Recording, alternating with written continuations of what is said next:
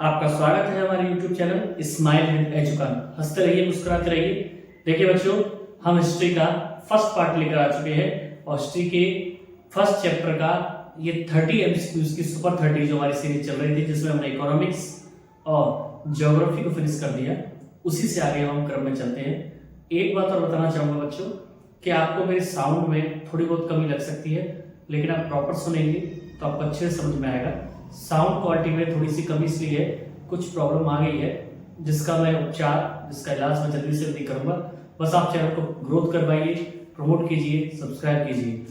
सारी सुविधाएं होंगी, फिर भी मैं मेरी आवाज फिर भी जहां तक आ रही होगी कोशिश करता हूँ बिल्कुल सही आ रही होगी, इतनी आ रही होगी कि आप ऑडिबल होंगे मेरी बात को सुनने के लिए। चलिए, पहला है यूरोप में आधुनिक राष्ट्रीय राज्य की अवधारणा कब उभरी। हमारा क्वेश्चन बनता है, पहला क्वेश्चन लेते हैं हम कि यूरोप में आधुनिक राष्ट्रीय राज्य की अवधारणा कब उभरी। यानी यहां पर हम ऑप्शन वाइज ऑप्शन लेकर चलेंगे। इसको ओपन कर लेते हैं, ऑप्शन इसमें व्हाइट कलर चूज कर लेते हैं जिससे आपको दिखाई दे। तो देखिए, प्रश्न जो था उसके आधार पर चलते हैं। तो पहला है 15वीं शताब्दी, 17वीं शताब्दी, 18वीं शताब्दी या 19वीं शताब्दी। यानी यूरोप में राष्ट्रीय राज्य की भावना कब उभरी। तो option D is the right answer. Option D is the right answer. Option D is the right answer. Next पर चलते हैं। फ्रांसीसी क्रांति कब हुई, ये आपने 9th क्लास में पढ़ा था, उसी के बारे में है। 1757 1757 को, 1789 को, 1805 को या 1848 को। तो आप देख सकते हैं option B is the right answer. 1789 यानी 14 जुलाई 1789 को फ्रांसीसी क्रांति हुई थी। Option B is the right answer. अगला है ला पैट्री और ले सिटोए शब्दों का प्रयोग किस देश में किया गया। ला पैट्री और ले सिटोए शब्दों का प्रयोग किस देश में किया गया। जर्मनी में, इटली में, फ्रांस में या फिर ब्रिटेन में। तो option C is the right answer. Option C is the right answer, यानी सबसे पहले इसका प्रयोग फ्रांस में किया गया। अब नेक्स्ट पर चलते हैं। नेपोलियन ने फ्रांस में किस व्यवस्था को लागू किया। नेपोलियन ने फ्रांस में किस व्यवस्था को लागू किया। Napoleon code, मीजी code, British code या फ्रैंकिश कोड। आप जानते हैं नेपोलियन की संहिता के नाम से भी इसे जाना जाता है। तो option A is the right answer. Option A is the right answer. Next है 1815 में नेपोलियन की हार के बाद किस समझौते पर हस्ताक्षर हुए। जो नेपोलियन था वो वाटरलू की, आप जानते हैं, लड़ाई में हार गया था। तो वियना की संधि, पेरिस की संधि, लंदन की संधि या रोम की संधि। तो option A is the right answer, Vienna की संधि। नेक्स्ट, वियना कांग्रेस का नेतृत्व किसने किया। मैजिनी, बिस्मार्क, मेटरनिक या गैरीबॉल्डी, जिसे हम गैरीबॉल्डी भी बोलते हैं। तो ये कह रहा है वियना कांग्रेस सम्मेलन हुआ 1815 में, उसका नेतृत्व किसने किया, बताइए। तो option C is the right answer, Metternich ने। किसने किया था बेटा, मेटरनिक ने। नेक्स्ट है 19वीं शताब्दी में यूरोप में उदारवादी वर्ग कौन सा था। किसान, कुलीन, मध्यम या सैनिक। तो आप जानते हैं मध्यम वर्ग को उदारवादी वर्ग कहा गया था। तो option C is the right answer. Next चलते हैं। जोलवेराइन किस देश में व्यापारिक संघ था। एक संघ बनाया गया था जोलवेराइन, शुल्क संघ था, जिसने जो अलग अलग जगह पर हम जैसे जाते हैं अपने सामान को लेकर, तो वहां अलग अलग व्यवस्थाएं थी। सामान की नाप तौल की व्यवस्था अलग थी, उनकी मुद्रा की व्यवस्था अलग थी। तो उसके लिए संघ किया गया था। तो इटली, जर्मनी, फ्रांस, पोलैंड। इसमें है option Italy, Germany, France, Poland. बताइए। तो जोलवेराइन आपको पता होगा जर्मनी में व्यापारिक संघ था। तो option B is the right answer. Next को लेकर चलते हैं। जोलवेराइन कब बना। 1800 में, 1815 में, 1834 में या 1848 में, 1848 में। तो option C is the right answer, 1834 में। जर्मनी के एकीकरण का नेतृत्व किसने किया। मैजिनी, बिस्मार्क, नेपोलियन या काबुल। मैजिनी, बिस्मार्क या नेपोलियन या काबुल। तो option D is the right answer. Bismarck ने इसका नेतृत्व किया था जर्मनी के एकीकरण का। काबुल किस देश के एकीकरण से संबंधित था। अभी ऑप्शन आया है, काबुल किस देश के एकीकरण से संबंधित था। अभी देखिए बैक में जाते हैं, अभी बिस्मार्क के बारे में पढ़ा, उसने जर्मनी का किया था। और अगर बात करें काबुल की, तो काबुल ने फ्रांस की एकीकरण में महत्वपूर्ण भूमिका निभाई थी। ऑप्शन नहीं, फ्रांस नहीं था, सॉरी, काबुल ने, दोबारा सुनते कि काबुल किस देश के एकीकरण से संबंधित था?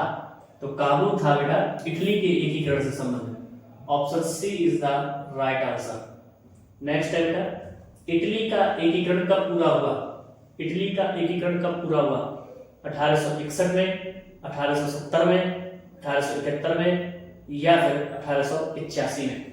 तो आप जानते हैं इटली का एकीकरण 1870 में हुआ था। तो option B is the right answer. देखिए ये सारे जो है उसी चैप्टर में बेस हैं जो मैंने आपको बताया थे। अगला है युवा इटली संगठन किसने बनाया? युवा इटली संगठन किसने बनाया था? गैरिबल्डी, मेजनी, बिस्मार्क, काबू।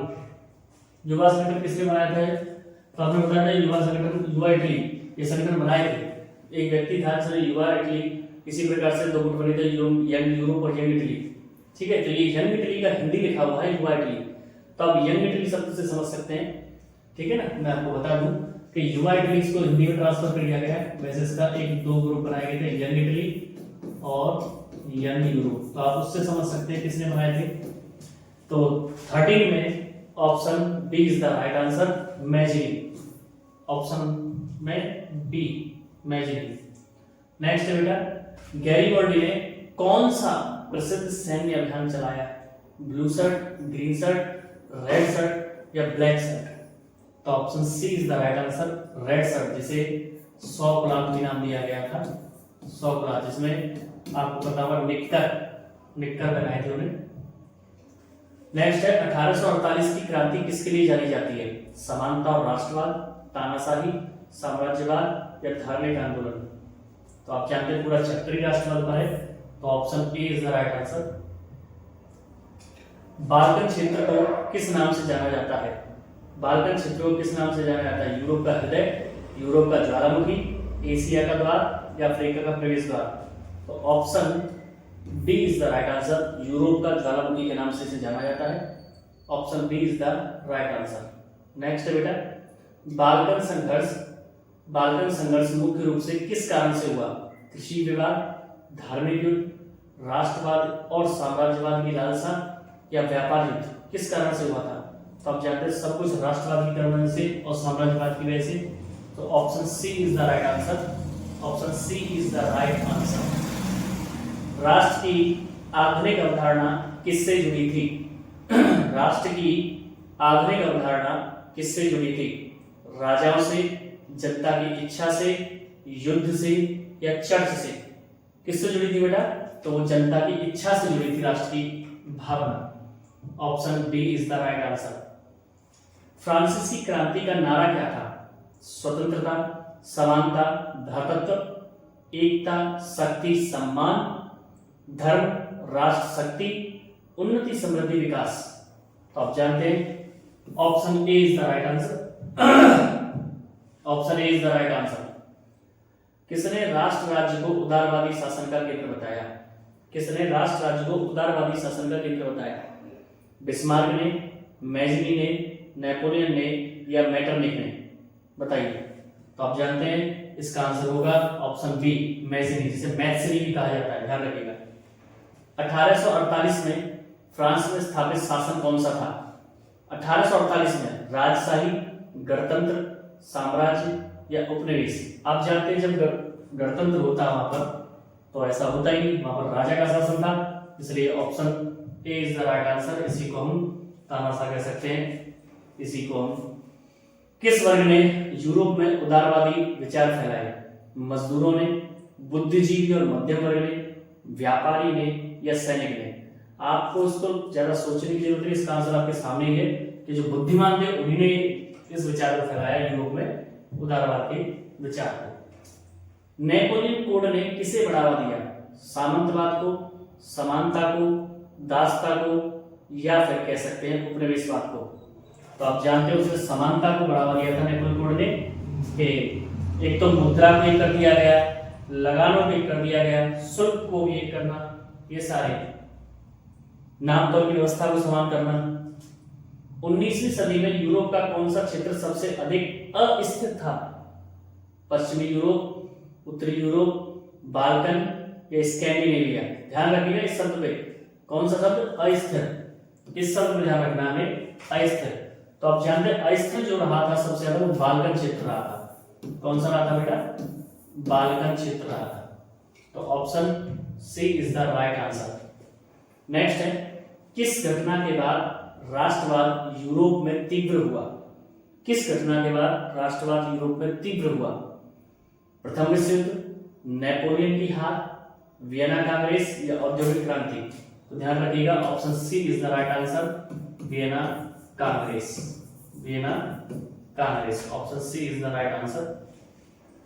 जर्मनी का एकीकरण कब हुआ? 1861, 1870, 1871 या कह सकते हैं 1880? तो जर्मनी का एकीकरण हुआ था बेटा, option C is the right answer, 1871 में। फिर भी कई बार मिस्टेक हो जाती है जल्दबाजी, को आप चेकआउट कर सकते हैं। ऑस्ट्रो हंगेरी साम्राज्य किस प्रकार का शासन था? एक राष्ट्रीय, बहुराष्ट्रीय, लोकतांत्रिक या कह सकते हैं तानाशाही? तो ऑस्ट्रो हंगेरी जो साम्राज्य हमने नक्शे में बताया था, आप जानते हैं विस्तृत था, फैला हुआ था, तो सिर्फ बहुराष्ट्रीय शासन था। कौन सा शासन था? बहुराष्ट्रीय, इसलिए option B is the right answer. राष्ट्रीयता शब्द किससे संबंधित है? सभ्यता, संस्कृति और साझा इतिहास से, युद्ध से या व्यापार से? तो option B is the right answer, संस्कृति और सभ्यता साझा से। 1848 की क्रांति में मुख्य मांग क्या थी? उपनिवेशों का विस्तार, आर्थिक सुधार और राजनीतिक अधिकार, सैन्य गठबंधन या भूमि अधिग्रहण? इसमें तो आप जानते हैं इसका एक ही मतलब था कि आर्थिक सुधार हो तो सभी लोगों को क्या हो? विकास हो। तो option B is the right answer. Europe के एकीकरण आंदोलन ने किस विचार को बल दिया? सामंतवाद, लोकतंत्र और राष्ट्रवाद, निरंकुशता या साम्राज्यवाद? तो आप जानते हैं इस चैप्टर में जो भी ऑप्शन राष्ट्रवाद से संबंधित है वही राइट है, तो option B is the right answer. ठीक है, option B is the right answer. आशा करता हूं आपको वीडियो पसंद आया होगा। इसी आशा के साथ चैनल से जुड़े रहिए, और कोई भी प्रॉब्लम इस वीडियो में आती है तो ऑडियो की रहेगी, मुझे लगता है ऑडियो की प्रॉब्लम आ सकती है, कोशिश की जाएगी सुधारने की। बस आप चैनल से जुड़े रहिए, लाइक कीजिए, शेयर कीजिए, सब्सक्राइब कीजिए। Stay healthy and stay fit. जय श्री श्याम।